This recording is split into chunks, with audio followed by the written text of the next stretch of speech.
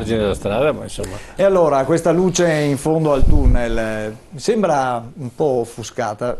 Abbiamo mantenuto i problemi originari, diciamo così, comunque, anche se, come dicevamo in apertura, c'è qualche segnale positivo. Bellati, uno dei, come dicevamo prima, il problema del debito pubblico che cresce costantemente, ma noi abbiamo indipendentemente. Sì, un contrasto fra queste eroiche imprese, come mi piace questo aggettivo per indicarle, le quali fanno attività sociale perché creano posti di lavoro da una parte, dall'altra parte non si sa come riescono a resistere alla competizione del sistema internazionale che non ha la nostra pubblica amministrazione, che è assolutamente inefficiente a livello in particolare centrale. E se noi guardiamo, appunto, perché una delle dimostrazioni dell'efficienza di un sistema è quello del debito. Se io a casa mia, la mia famiglia non sono in grado, la mia azienda, di gestirla, aumenta il debito, e così a livello dello Stato. Allora, se noi guardiamo una diapositiva si può avere la numero 10 perché è di facile comprensione, fra l'altro l'abbiamo presa da Banca d'Italia perché noi prendiamo tutti i dati da cose istituzionali in modo tale che eccola qua, se la propongono anche per allora, è interessante, io l'ho già fatta vedere in altre occasioni, perché vedete che c'è, il telespettatore può vedere che ci sono dei picchi che sono il debito pubblico quando aumenta a livelli impressionanti. Per esempio nel 1917, in piena prima guerra mondiale, abbiamo il picco che arriva al 160%, poi scende, poi abbiamo l'epoca fascista. Dopo, quando noi abbiamo la centralizzazione del sistema fiscale, cioè tutte le tasse vanno a Roma, siamo negli anni 70.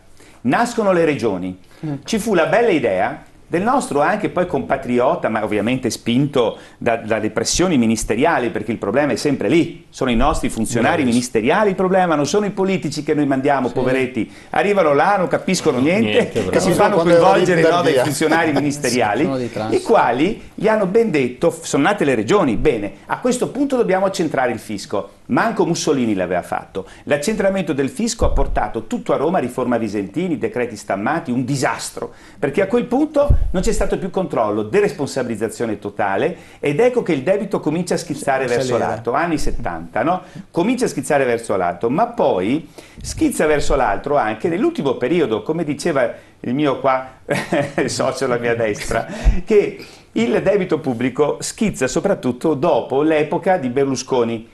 Già Berlusconi ne aveva fatto abbastanza di debito, poteva anche approfittare, anche Prodi, del beneficio dell'entrata nell'euro, cosa che non è stata fatta. Malissimo, malissimo. Potevamo fare le formichine, non l'abbiamo fatto, ed ecco che allora succede di nuovo un aumento fortissimo del debito pubblico con gli ultimi 3 governi tecnici. Il più grande disastro, verrà ricordato nella storia d'Italia per il debito pubblico degli ultimi anni, sono stati i governi tecnici, ivi compreso l'ultimo, quello di Renzi. Poi avrà fatto delle altre cose, ma io guardo adesso il debito pubblico, è in aumento indefinito. Ed è questo uno dei problemi grossi che noi abbiamo nei rapporti con gli altri Paesi membri dell'Unione Europea, con la Commissione Europea, con la BCE. Ma un altro punto vorrei mettere in evidenza. La stampa normalmente, assuefatta o asservita a poteri ministeriali, dà la colpa dell'aumento del debito pubblico, e questo è uno scandalo perché andare proprio contro l'evidenza, la stampa nazionale, non parlo di voi, di queste brave siamo qua che ne parliamo, che dicono la verità, che ci permettono di dire la verità al cittadino. Difatti le vogliono spegnere. Difatti le vogliono spegnere, perché infatti giustamente ci vogliono noi vogliamo... oscurare, no? Esatto. E allora purtroppo bisogna anche prenderla un po' così, sorridendo, perché purtroppo non c'è altro da fare, per non piangere. Che cosa succede? Voi guardate il colore più rosso, se si rivede di nuovo la tabella. Eccolo qua. Il colore più rosso è il debito pubblico di competenza degli enti locali. Quindi il debito pubblico la parte rossa è quella, è l'incidenza, diciamo, degli enti marginale. È marginale, come diceva qualcuno che mi ha preceduto, le colpe del debito pubblico sono a livello centrale, poi c'è anche qualche regione del meridione, quelle con grandi organizzazioni criminali che sono un po' fuori controllo e hanno anche loro delle colpe, ma sono colpe infime rispetto a quelle a livello centrale. Quella parte più rossa è il minimo aumento dovuto agli aumenti di debito degli enti locali. Quindi, che cosa vogliamo dire con questo? Se noi riaccentriamo tutto, già il dramma dell'accentramento fiscale degli anni 70 ha aumentato il debito, aumenterà ancora. E Renzi, con le sue politiche di accentramento, tutti i deputati dietro, anche i nostri eletti qui che predicano quando sono qua, il federalismo e l'autonomia, certo, quando sono là, votano le riforme accentratrici. Ma il tema dell'autonomia e del federalismo è un tema trasversale. Qua. Ci porteranno un ulteriore aumento di debito pubblico e quindi il fallimento del sistema Italia, perché è il problema della deresponsabilizzazione. Allora qualcuno qui criticava la Germania, ma scusatemi, prima di tutto io preferisco stare vicino a gente ricca, perché se sono circondato da gente povera è una regola di vita, quelli prima o poi ti vengono a prendere via il portafoglio. La Germania ha la colpa di essere in grado di esportare, soprattutto fra l'altro fuori Europa, quindi non ci dà neanche tanto fastidio. Poi la Germania ha il difetto anche di essere un paese che produce ricchezza e che fra l'altro sta aiutando il sistema Europa a rimanere coeso, perché ci dimentichiamo di questo. Mette a disposizione un sacco di soldi tramite la BCE, prendendo pochissimi soldi di ritorno come tasso di interesse, perché ne mette a disposizione, siamo sul livello di 800-900 miliardi in questo momento che sono stati messi a disposizione, quindi riceve poco ma tiene in piedi il sistema, è colpa loro se sono bravi a guadagnare. Io a un certo punto dico, ma cerchiamo di imitarli, allora guardiamo e poi chiudo sull'aspetto per restare solo sulle anche la slide successiva, no? Quella è il numero 8, eccolo lì. I paesi federali sono i più efficienti. Qualcuno trasforma poi le autonomie in una volontà di divisione. Ma stiamo criticando la Germania perché è troppo unita forse, perché sono troppo forti. Eppure sono con degli stati. I Länder sono degli stati. Ieri ero in Baviera, il Freie Staat von Bayern, il libero Stato della Baviera.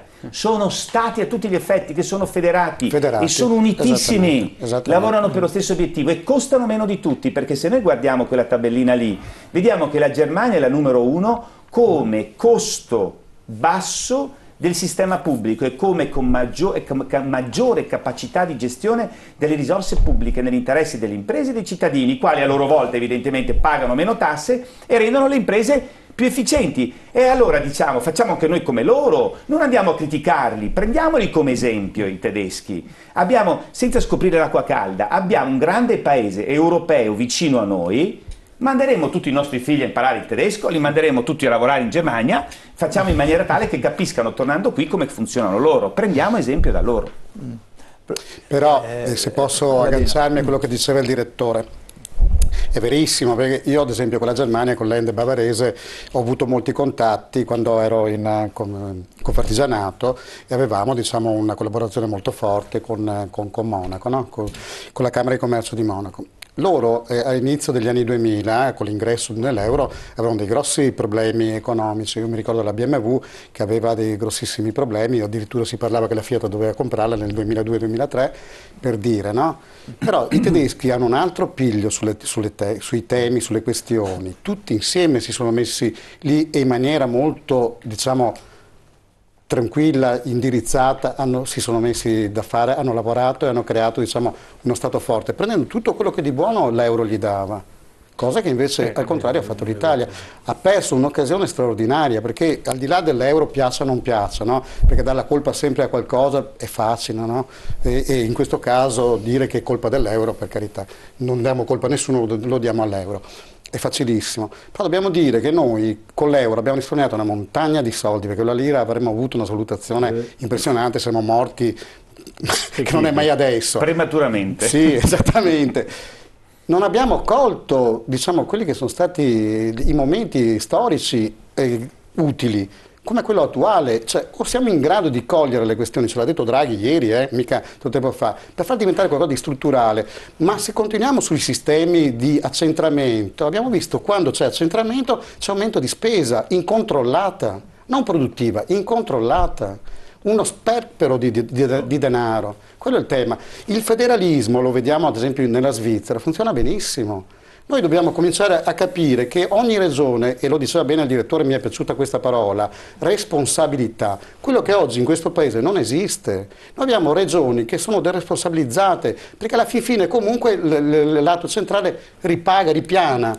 e porta via un po' di qua e mette un po' di là, giusto? Se la Sicilia mangia un po' di più, il Veneto produce un po' di più, si compensa. Ma non funziona così, ci vuole responsabilità. Tutti devono essere responsabili per un diciamo, fine comune. E questo avviene solo esclusivamente per un passaggio che qui si diceva federalista. Io andrei anche un pochettino più in là, per dare ancora più responsabilità. Questo deve essere. Cioè a livello locale ognuno deve essere responsabile di quello che fa. Sì, certo, però c'è anche da dire che queste sono cose che sono state dette, ripetute, tutti quanti. Ma qui c'è una mancanza gravissima da parte della politica, dai. Restano di fatto solo delle parole. È colpa della politica. No? Posso intervenire? Allora, quando scoppiò lo scandalo Mani Pulite nel 93 io avevo 20 anni e già allora mi ricordo che vergogna, dobbiamo fare in modo tale che non si veniva... sono passati altri 20 anni e adesso si è amplificato il modo di derubare gli italiani, utilizzare i fondi pubblici e così via discorrendo. Ormai è radicata la cosa.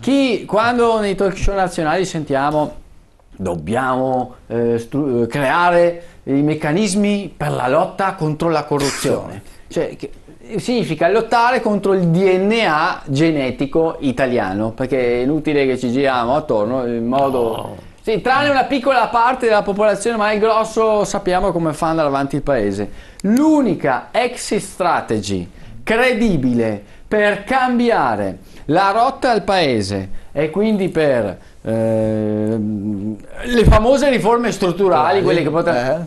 è un taglio della spesa pubblica trasversale di almeno 180-200 miliardi che va a colpire indistintamente gli organi costituzionali, la sanità, i vari ministeri che sappiamo che sono trasformati in salotti di clientellarismo e così via. Al momento, quindi farla pagare, mi spiace usare questa terminologia un po' brutale, farla pagare ai dipendenti pubblici e statali e parastatali che hanno rappresentato quella parte della popolazione che è stata intoccabile, protetta dai vari governi che ci sono succeduti. Nessuno in 20 anni si è mai sognato di intervenire per andare a colpire, per fare una riforma.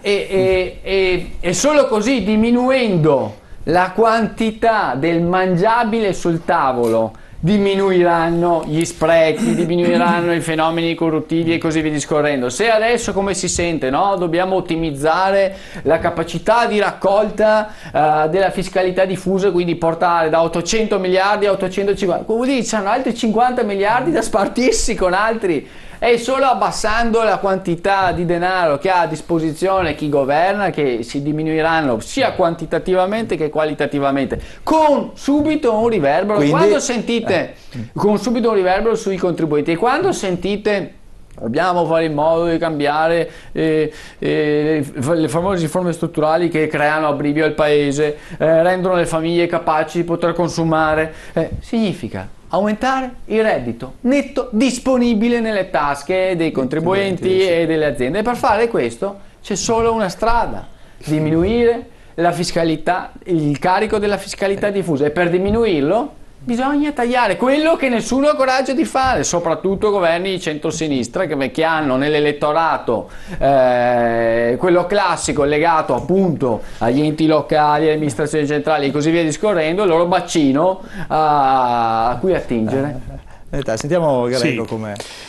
No, cosa dice? No, nel senso, l'analisi è interessante, bisogna capire però una cosa. Se noi prendiamo per esempio gli Stati Uniti, negli Stati Uniti c'è un livello di spesa pubblica che è più basso di quello italiano, parecchio più basso, anche se spendono più di spesa militare, ma bisogna ricordare ai cittadini innanzitutto che gli americani si pagano le assicurazioni sanitarie di tasca loro. Certo. Anche noi? Certo, anche noi lo paghiamo, tramite la fiscalità generale. Lo paghiamo pubblicamente e poi anche privatamente, lo paghiamo due volte. Forse vada a vedere i dati su quanto spendono gli americani in sanità. Ma negli Stati Uniti si paga il 17% del prodotto interno lordo di spesa sanitaria. Un utente italiano che in Italia, considerando la spesa pubblica e privata, non si arriva nemmeno al 10%.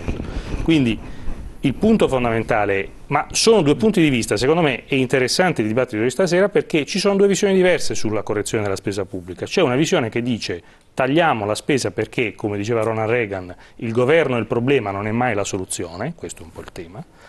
E poi c'è invece, che è la posizione che prediligo io, la visione che dice no, noi abbiamo uno Stato sociale e va salvaguardato, non è vero che la corruzione non sia possibile combatterla, chi dice questo in realtà fondamentalmente getta la spugna e non vuole le misure contro la corruzione.